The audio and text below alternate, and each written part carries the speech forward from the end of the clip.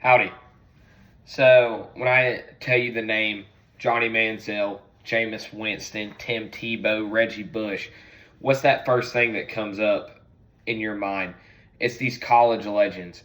Not only are these players college legends, college greats, but what they could have done in today's landscape of college athletics is something that we may never see again.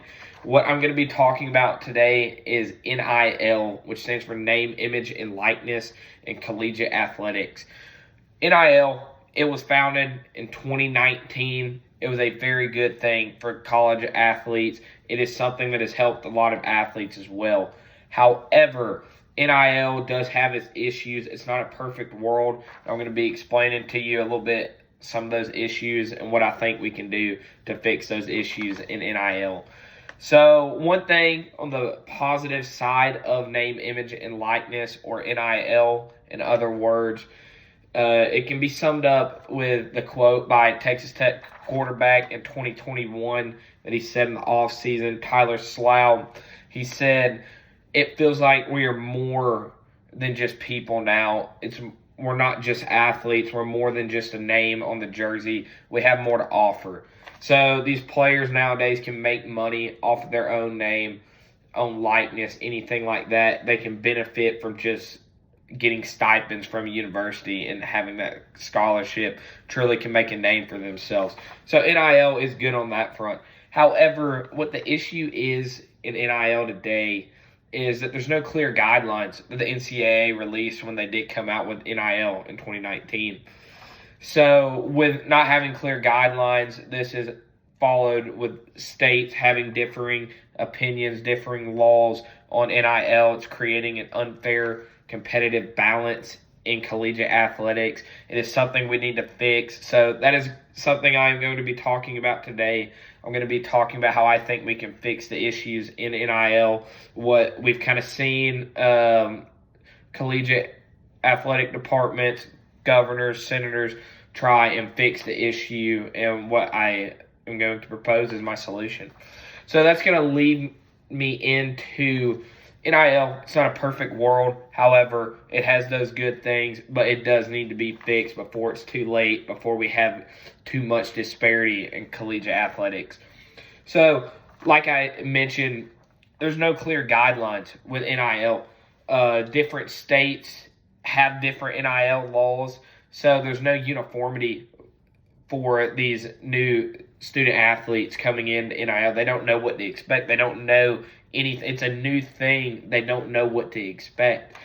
That is an issue, in my opinion. It's an issue that needs to be resolved. There needs to be more uniformity, which I will cover here in a second. But that is the big thing, is all these states have different rulings, guidelines for NIL, different limits on NIL deals. So these college athletes, they don't necessarily know what to do when they're getting all these contracts, anything like that. So another thing with NIL as an issue is NIL collectives. So NIL collectives are essentially these universities creating their own NIL funds for like donors, companies to set up NIL contracts with their own student athletes.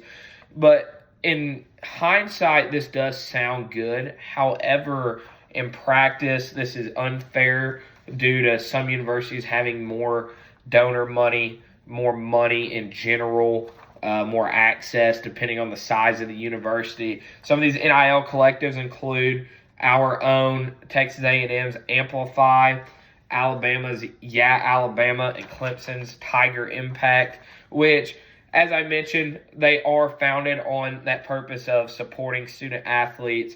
But at the same time, these NIL collectives at all these other schools, such as A&M, Clemson, Alabama, they're creating an unfair advantage compared to maybe your smaller FCS schools or your smaller Division I schools who don't necessarily have all the funds to be able to create these big NIL collectives for their athletes. So that is something that we need to fix. It's something that needs to be resolved, and it's something that can be resolved by uniformity with our guidelines for name, image, and likeness. So the next thing I'll be talking about is just how NIL and also these NIL collectives have essentially, according to some people, turned NIL into a pay for play and kind of moving away from being a college sport and more into like an amateur, basically paid for sport, is something we don't want college athletics to turn into. We don't want them to be employees per se. We want them to still be that student athlete, still be able to get their degree while they're in college. So we want to kind of take that amateur sport thing that we're kind of seeing the trend of college athletics go towards and turn that back into what we know as college sports. Have these athletes as student first student athletes.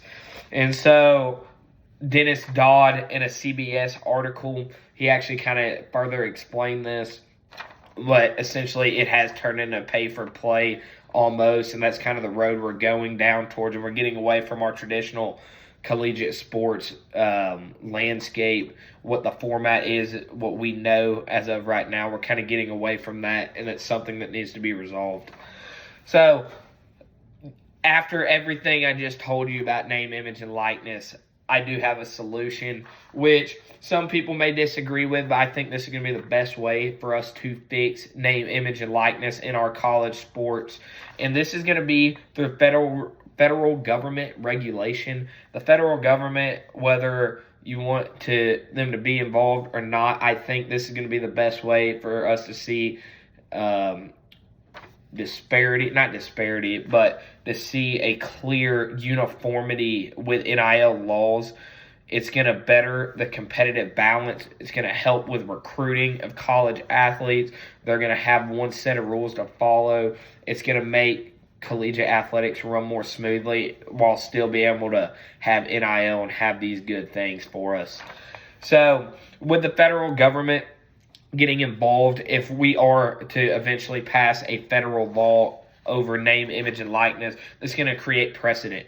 No states are going to be able to have these differing opinions, have more restrictive or less restrictive laws than another state. Having that one uniform law that the federal government can help contribute, help create, along with having conversations with the NCAA and also athletic departments, that's going to be a really, really big step. So actually, well, fun fact for y'all, as of July 8th, 2022, there was actually 29 different states who had laws enacted, laws created for name, image, and likeness. So there's a lot of confusion for these new student athletes, for current student athletes as well. They don't know what to expect with these NIL deals, with any NIL contracts coming in. So having, like I said, that one uniform law, uniform guidelines, rules, regulations is really going to help create a better format, better flow for college athletics.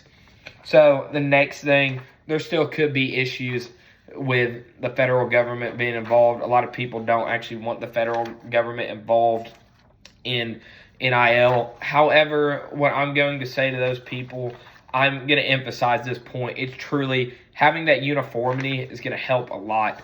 Yeah, there's going to be a lot of differing opinions, but having uniformity, it creates a competitive balance. It still allows our student athletes to have NIL with them, and it's just going to better the overall landscape of collegiate athletics. So, lastly, actually today, Ted Cruz actually proposed a bill to Congress about NIL, and some of the things involved in that bill were that NIL deals cannot violate this university's code of conduct. You have to have a contract, a standard contract for these NIL deals with a certain student athlete. And the main big thing is the students are not employees of the state. They are still those student athletes, so we know them today.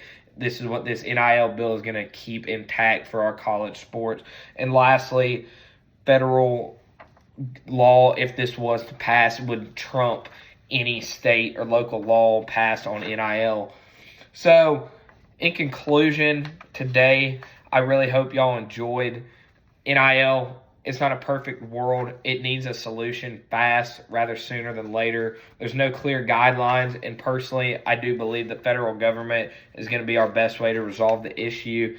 Lastly, next time you hear those three letters, NIL, I ask you to think a little bit more about what we can do to fix the problem. Thanks, and gig 'em.